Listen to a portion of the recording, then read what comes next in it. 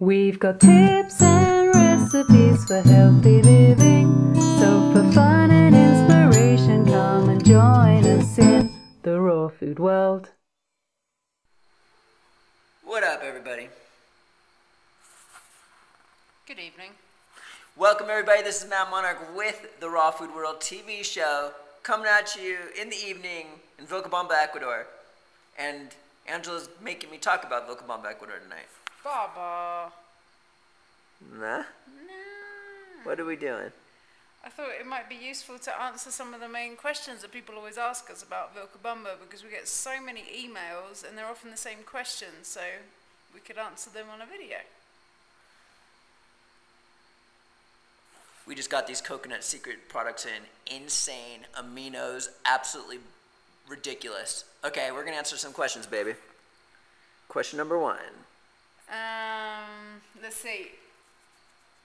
What is the residency process for Ecuador? The residency process for Ecuador. Should I do this one? Alright. Alright. It's pretty easy. The residency process for Ecuador. There's different ways that you can become a resident of Ecuador. One is you can own a piece of property and claim that it is worth $25,000 or more, and you can utilize that as getting your permanent residency. And then once you get your permanent residency, you have to be here 9 months of the year for 2 years straight, and then you can come and go as you please. Alright, and does that mean you're a citizen? And it means you become a permanent resident, and then you can apply for citizenship maybe like 5 years later or something like that. But you don't ever need to if you don't want to. Cool. I'd like to tell the nice people as well that anybody can come into Ecuador seemingly for 90 days, just on like a kind of tourist visa, and then if you want to be here longer, you can get a 3-month visa or a 6-month visa.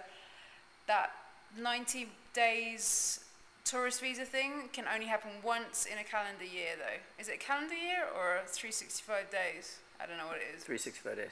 Okay, so once every year you can come in on a tourist visa. So you can literally come to Vilcabamba, Ecuador for a year and 90 days right now. Wow. How do you do this? You come on a tourist visa for 3 months. You then go into Peru and get a 3-month visa and come back for another 3 months. That's 6 months. Then when that expires, you do the 6-month visa, and then a year has passed now, so you can do that tourist visa once again, so you have another 90 days. There you have it.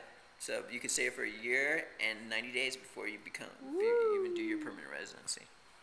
All right, next question. Is it dangerous living here? Is it safe? What are the police like?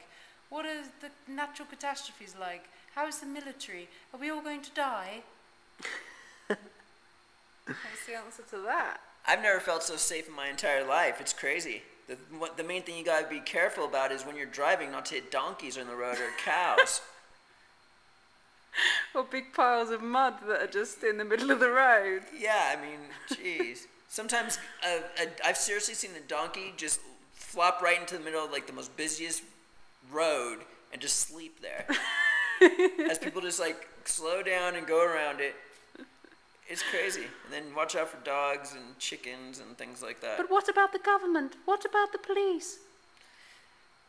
What about the military? What am I going to do? Vilcabamba, the police are just ridiculously cool as long as you don't do anything stupid. So that raises another question. Can you get by here if you don't speak Spanish yet? Yeah, you can get by here without speaking Spanish. We've done that for quite a while. I'm actually learning Spanish muy rapido, very fast. It's amazing. It's kind of fun. It took me a while to get the willpower to do it, but I've been studying massively.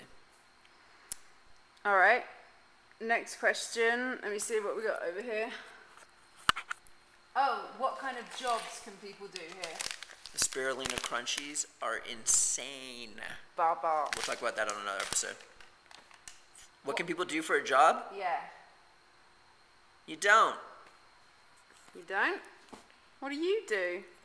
I mean, Who are you? avocados are 3 for $1. Mangoes are 5 for $1. What are you gonna do? Harvest food and sell it for like pennies? No, there's things you can do. I mean, rent is really cheap in the town. Do an online business. That's what I would say. I mean, we actually have a business out here. We make flax crackers, coconut jerky, you know, because there's a lot of raw foodists out here actually, and people buy it. Yeah, I would say this is definitely more of a place to be creative about your sources of income than perhaps other places are. It's not like you're going to come here and there's going to be kind of job adverts in a newspaper or something, I would think. So yeah, people create their own niches, do what you love, find what's going to work here for you, and just be aware that the cost of living here is really low compared to many other places in the world. So, I mean, you could probably live comfortably on $300 to $500 a month. Is that right? A month? Yeah. We were trying to work that out for people because that's another question that people keep asking, like how much does it cost to live here?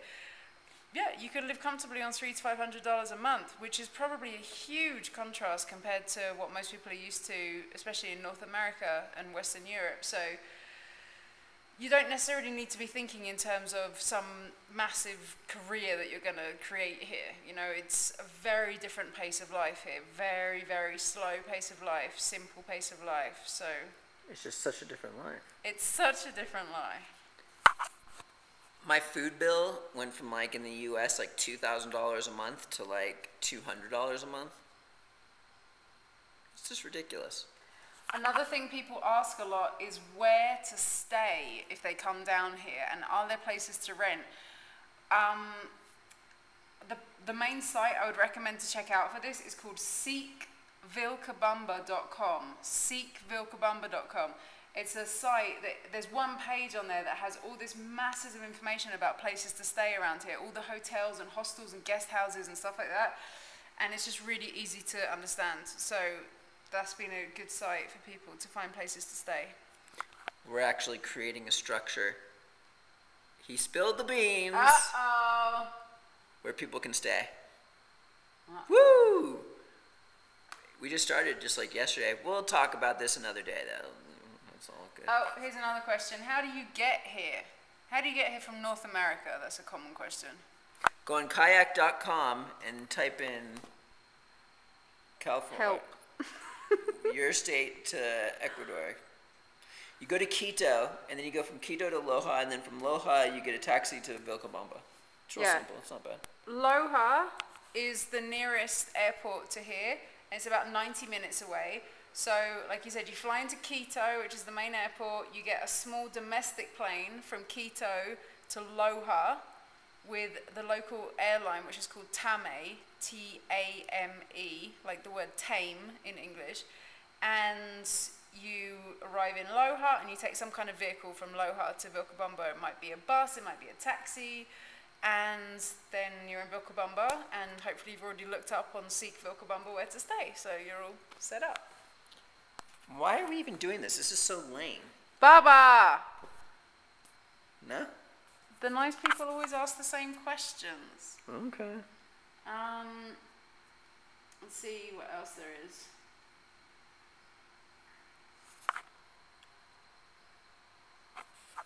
How many people live around here? In the entire town of Vilcabamba, I'd say it's about 3,000. Something like that. And there's a lot of raw food is in our community, actually. I didn't even realize it because we just went 1, 2, 3, 4. We were at like 15 by the time we were counting our fingers. It was unbelievable, just like in the San Joaquin Valley. Amazing. How many children are there around? That's another common question. There's a lot of children around in the area, and there's actually a lot of pregnant women as well at the moment. There's like 10 women who are like out here. There's a lot of babies coming in, and there's a bilingual school which is run by a local person here who, you know, they're teaching in Spanish and English. There's lots of different schools if you want to put children in schools here.